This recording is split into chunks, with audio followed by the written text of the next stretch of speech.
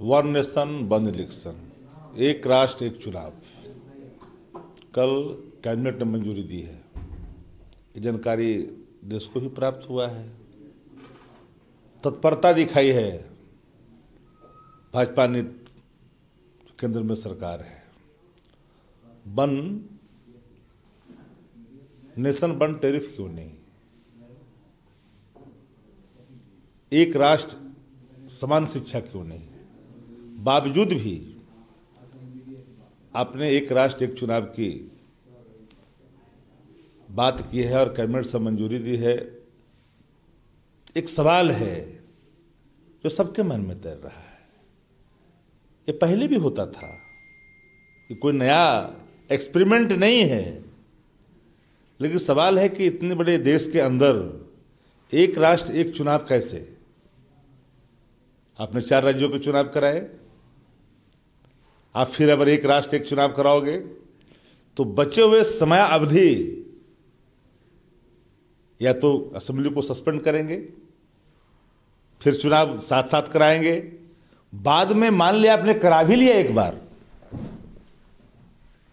तो उसके बाद अगर कोई सरकारें गिर गई, केंद्र में ही मध्यवर्ती चुनाव हो गई, तो राज्यों को केंद्र के साथ साथ कराओगे, या फिर जो सरकारें गिर जाएगी अल्पमत में जाकर करके किसी राज्य के, तो क्या उतनी अवधि तक वहां राष्ट्रपति शासन रहेगा?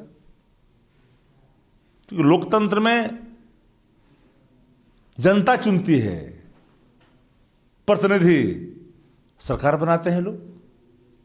लेकिन सवाल तो इतना ही है ना कि इसको कैसे लागू कर लोगे। इसके प्रारूप आपने जो बनाए हैं, पीपुल डोमेन में बातें आनी चाहिए। क्या आप जिनके समय अवधि बचे हुए हैं या फिर उनको उतना ही दिन के लिए चुनाव कराएगा? ऐसा भी नहीं हो सकता है। तो एक नेशन वन इलेक्शन सुनने में तो अच्छा लगता है। फजूल खर्ची की बात करते हैं तो कई फजूल खर्चियां हैं देश के अंदर में। महंगे महंगे चीजों का इस्तेमाल हो रहा है 8,000 10,000 करोड़ के। हमारा मानना साफ है कि वन नेशन वन इलेक्शन पहले भी होता था, लेकिन आज के वर्तमान परिस्थिति में क्या कोऑर्डिनेशन के दौर में इसको हम मूर्त रूप दे पाएंगे, सही रूप से इंप्लीमेंट कर पाएंगे, या फिर एक स्टंट बन के रह जाएगा? एक सवाल है। जेडीयू ने भी इस पे समर्थन किया है कि वन नेशन वन इलेक्शन हो जाए। हम तो कोई न, हम समर्थन विरोध का सवाल ही नहीं है, हम तो संभावनाओं पर बात कर रहे हैं कि कौन सी संभावना, किस रूप में, क्या क्या हो सकता है। पहले ये तो स्पष्ट करनी चाहिए। हम खिलाफ का या समर्थन का सवाल ही खड़ा कहां होता है। हम तो इन संभावनाओं, जो आशंकाएं हैं, उन आशंकाओं पर हम बात स्पष्ट तौर पर रख रहे हैं। संयुक्त चुनाव विधेयक पर 3 विपक्षी मुख्यमंत्री ने इसका खिलाफ किया है और कहा है कि क्षेत्रीय आवाजें मिट जाएंगी। पश्चिम बंगाल के मुख्यमंत्री ने भी इस पे आवाज उठाई है, एम के स्टालिन ने भी। अरे हम तो साफ कह रहे हैं भैया, आप कैसे कर पाओगे? क्योंकि आप जो करोगे तो असेंबली सस्पेंड करो, इनके समय अवधि बचे हुए हैं, फिर जो बीच में सरकारें गिर जाएगी उसका क्या करोगे? तो एक तरह से आप क्या चाहते हैं? तो वन नेशन वन टैरिफ क्यों नहीं लागू कर रहे हो? समान शिक्षा क्यों नहीं लागू कर रहे हो देश के अंदर में? जल्दबाजी अगर इसकी है तो उससे ज्यादा जल्दबाजी तो इसकी होनी चाहिए। कांग्रेस सांसद जयराम रमेश ने भी कहा है कि बिल संसद में पेश किया जाएगा और हम चाहते हैं कि इसे जेपीसी के पास भेजा जाए। देखिए, जब तक ये संसदीय समिति के पास नहीं जाएगी, मामला तो आना चाहिए, इस पर सबकी राय होनी चाहिए, इसकी संभावनाओं पर विचार होनी चाहिए।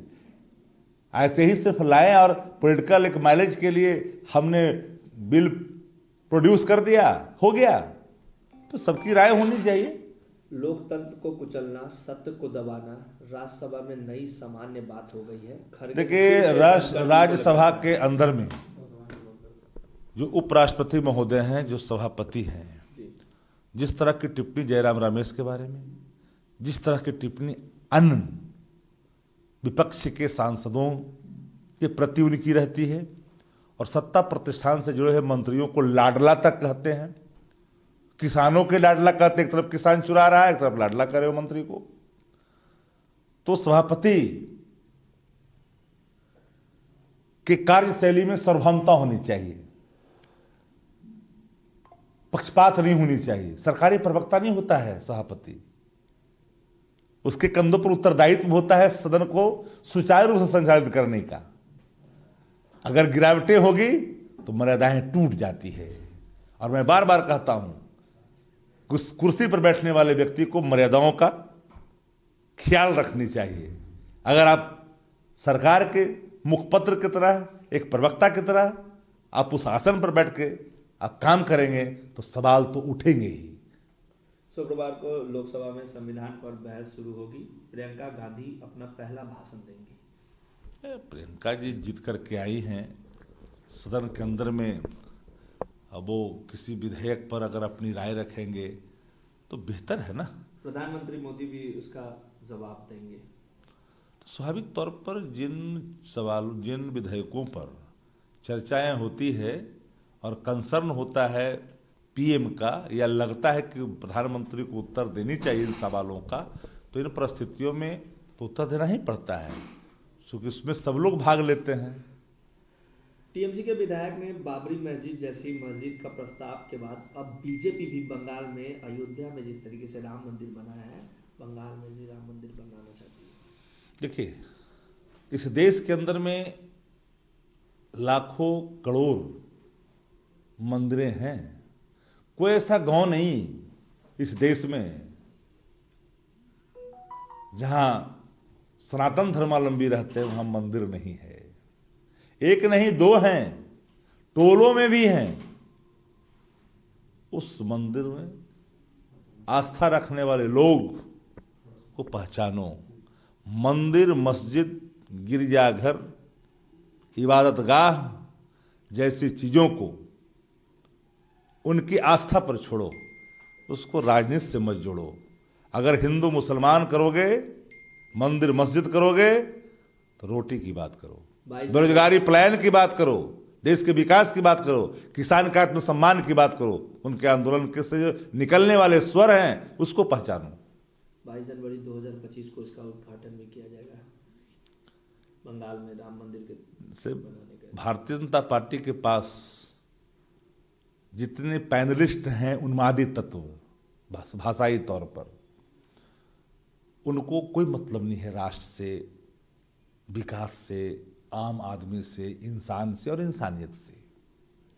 वो सिर्फ धर्म के नाम पर वो नफरत फैलाना चाहते हैं। ये धर्म से इनको वास्ता भी नहीं है। ये सनातन कर्तव्य नहीं जानते हैं, सनातन आचरण भी नहीं जानते हैं। सनातन सहिष्णु है, सनातन शाश्वत है, तो उसके आचरण हैं, उनके कर्तव्य हैं।